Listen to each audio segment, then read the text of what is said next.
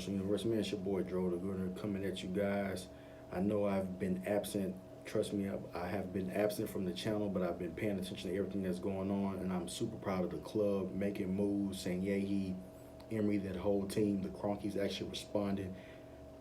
And making a couple of moves. So I'm super proud because although we haven't officially announced this, and I really don't do this, but we're on the verge of signing Nicholas Pepe from the people that I trust when it comes to league on. Chris Carpenter from a Burkhead Wonderland, who also does a French football podcast. I trust his opinion, and I trust my boys at We Made It podcast. You ever get a chance, make sure you check out We Made It podcast. These guys are the American authority. No, take that back. These guys are one of the global authorities on La Liga, players, coaches, and managers. They're one of the global authorities on league on players, coaches, and managers. If those guys could provide you with a plethora of information when it comes to players, and those guys seem to think Nicholas Pepe is a good player. From what very little I have seen, it seems like a really attacking, skilled player. I'm super impressed with him. And to me, it wasn't the dribbling, it wasn't the amazing goals. The things I was impressed with was, number one, the confidence to pull off those moves and to take those opportunities. And number two, I was really impressed at the fact that he played well in an attacking trio. That bodes well when he comes to Arsenal. At Lille, he plays with Jonathan Okone and Jonathan Bamba. Now he's going to make that transition of playing with Aubameyang and Lacazette. And you have to think about Nicholas Pepe, born in Paris, of Ivorian descent, plays for the Ivorian national team. I'm not sure how well he speaks English, but it's going to be extremely helpful and beneficial to him that he's going to come over to Arsenal and be taken under the wing by Lacazette and Aubameyang. They're going to make him feel comfortable. He's going to be a part of that attacking trio. And I think that with the goals that Aubameyang scored last year, and we all know how deadly Lacazette can be, they're going to split back lines in half, man. They're going to stretch and pull, drop, drag, pull guys all over the pitch, and I think it's going to create a whole lot of scoring opportunities for Nicholas Pepe. I think the guy is going to, you heard it right here, you heard it first. I'm not just saying this because he's an Arsenal player. I think the guy's going to come in. I think he's going to win PFA Young Player of the Year because I think he's going to set it on fire because of Lacazette and Aubameyang. They will open up passing lanes. Now check this out. You know how I feel about Mesut Ozil. I've been seeing you during the preseason. You've been looking all right. I'm telling you right now, man, this is your opportunity to set the league on fire again with your assist. If you are not banging out assists this season, quit. Take your boots off, quit, become a professional Fortnite player. Because there's no way in hell with Lacazette, Aubameyang, Nicholas Pepe in front of you that you should not dominate the league and lead the league in assists. No ifs, ands, or buts. I don't want to hear no excuses. I don't want to hear that it was raining in Newcastle and you couldn't make it. I don't want to hear that Liverpool fans were mean to you, or I don't want to hear that Tottenham fans put on motorcycle helmets and made chants at you during the crowd. I don't want to hear none of that. I don't want to hear anybody hurting your feelings. I don't want to hear about anybody online saying anything mean to you. This is your time to prove yourself, man. The best way to shut those people up is perform on the pitch. But back to Arsenal, off of Mesut Ozil. Y'all know how I can go on Mesut Ozil for hours and hours and hours, but man, scratch that. We're gonna get back to the squad. Like I say, super impressed with the Nicholas Pepe. Before that, we got Dani Ceballos on the loan. I think that's gonna be really excellent. My boys that We Made It don't too much rate Dani Ceballos, but I think it's a deal that works out for both of us. We need depth in the midfield because we lost Aaron Ramsey. He needs the opportunity to prove himself to Zinedine Zidane. What better opportunity than to come over here in the Premier League and light it up? Hey, if you want, because his personal goal is to go back to Real Madrid. He might like it. He might come over and go, you know what, man, I like it here. I'm comfortable here. Hector Bellerin's been teaching me English. I'm good to go.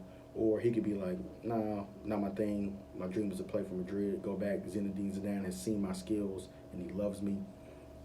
But like I said, it works out for both of us because we didn't pay 50, 60 million euros for him, and now we have to try to move him on. It's a loan, comes back, goes back.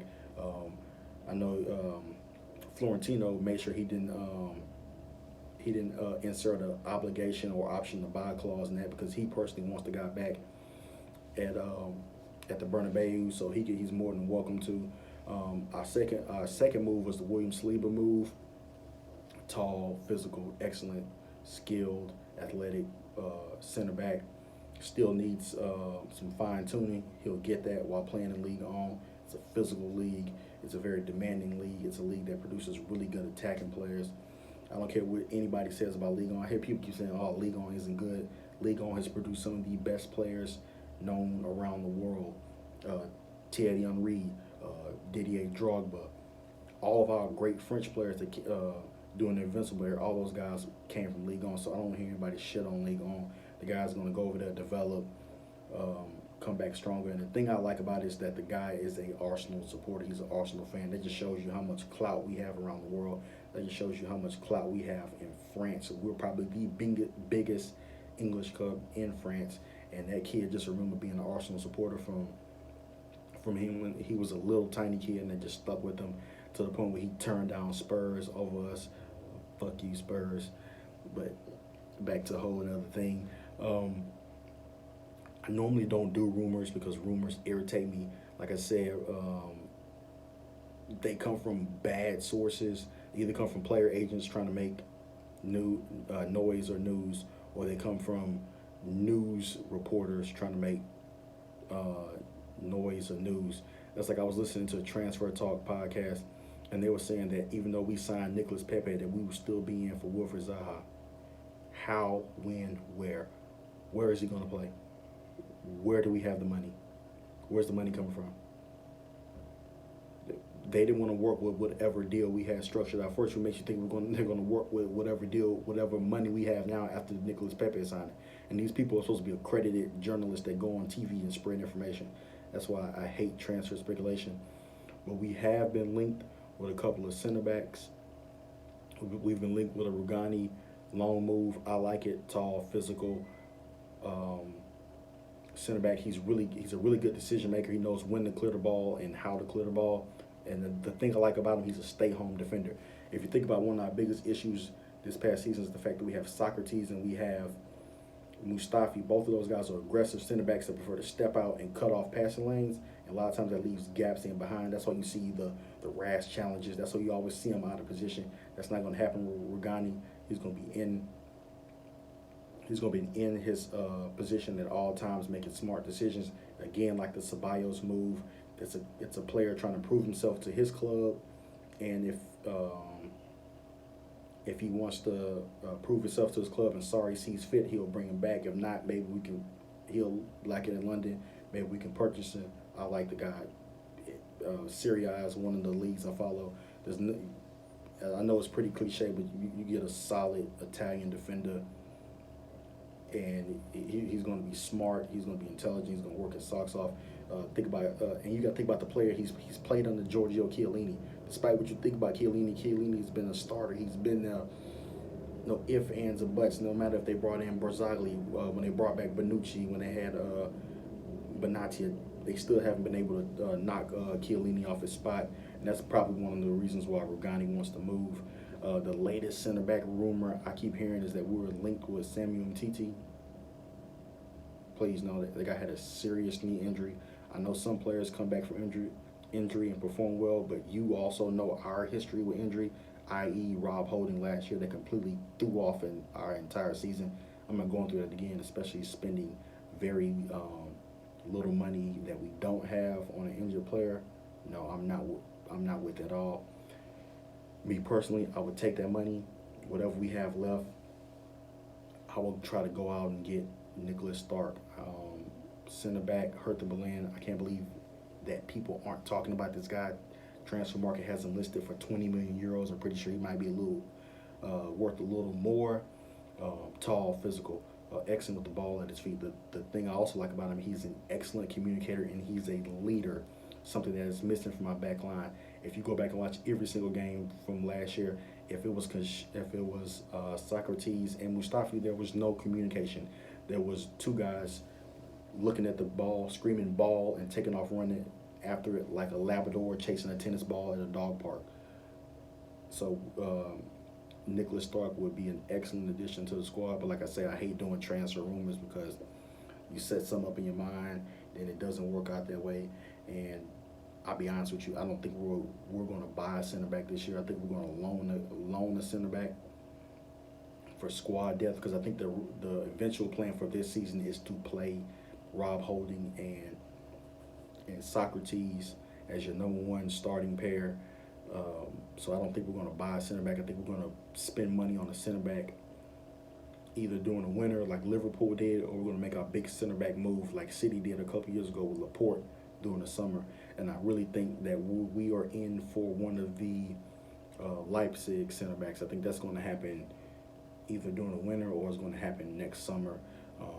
Plus, you never know with Champions League qualification, that opens up more possibilities and opportunities for us. Like I said, man, I'm just happy we're actually making moves this summer, especially with how the summer started and now how the transfer window is coming to an end. We're making moves. Things are flying fast. Taking my hat off, tip of the hat to Raul Sanllehi. The man said he had connections. He's actually putting those connections to work, and I'm proud. I'm excited for the season. Super stoked. I love the fact that we nicked two players from Tottenham. The boys thought they had Ceballos. Spuds thought they had Saliba. No. They want to come play for the Arsenal. You guys know who we are. We know who we are. The world knows who we are. We are Arsenal Football Club of London, one of the biggest clubs in the world. And, man, all you Liverpool fans, all you Spurs fans, all of you Manchester United fans, I see a lot of y'all throwing slugs at Nicolas Pepe.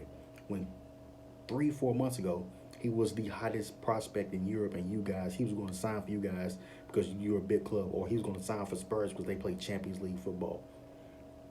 No, he came to the Arsenal because he knows what we are. He knows what we represent. He knows our name still carries weight in Europe. Like Raul Sanllehi said, we are still a big brand. We're still making moves, and I'm super stoked about it, man.